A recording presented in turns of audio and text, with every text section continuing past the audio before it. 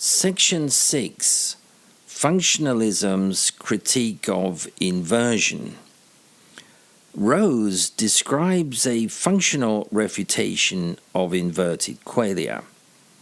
He says that within this position, qualia, and indeed all mental states, are defined by their functions.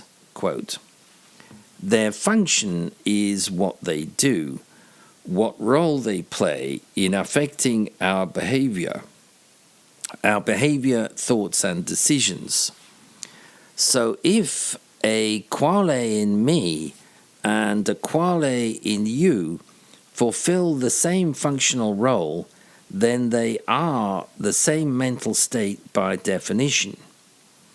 You can say that if that mental state involves a subjective sensation, the sensation will be the same because the functional role played by the mental state is the same. So we do have the same experiences if they fulfill the same functional role, because it is the functional role that determines that the state is a mental state and what particular mental state it is. And that distinguishes it from other mental states." End quote. Consequently, to a functionalist, it simply doesn't matter whether, for example, two people have different color experiences when they look at, say, a tomato, as long as they behave and function in exactly the same way in response to the tomato. In other words, quote, "It does not make any difference in practice, and you can't prove it one way or the other.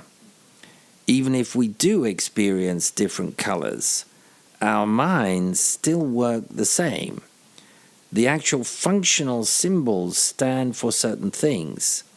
The experience of red has certain meanings, and its functional roles are going to be the same, whatever the actual subjective experience. As we grow up, we assign arbitrary symbols to different kinds of sensory experience that we have, and it doesn't matter whether different individuals assign different symbols to them.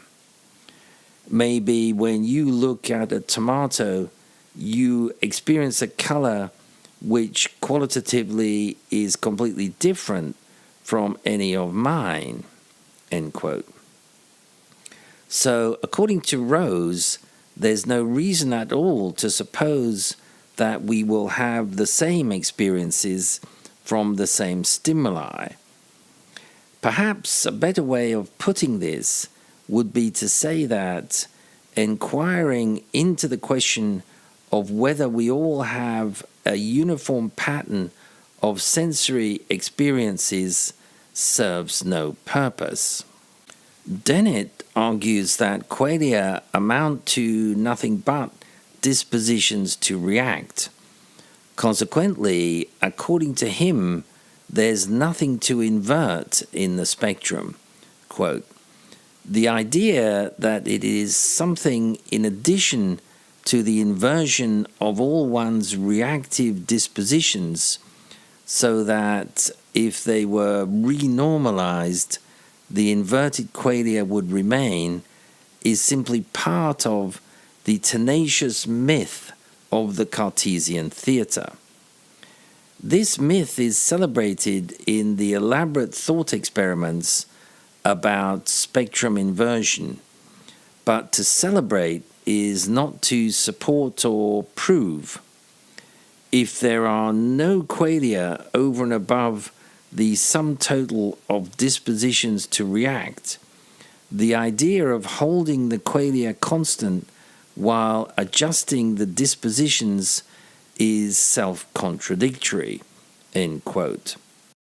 Against these functionalist ideas, David Chalmers considers an argument which even some materialists hold, that qualia can be inverted while behavior is held constant. He says, quote, "We first note that qualia could be inverted within a subject, perhaps by rewiring the connection from retina to central areas in my brain while I am asleep. Upon waking, I will assert that the sky suddenly seems red, grass seems yellow, and so on. And there will be every reason to believe that my qualia have been inverted.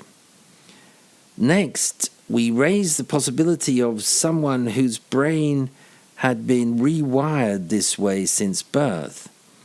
Such a person might have qualia that are systematically inverted with respect to the norm, but of course they will have learned to call the sky blue, to call grass green, and so on. So this inversion might never show up in their behavior."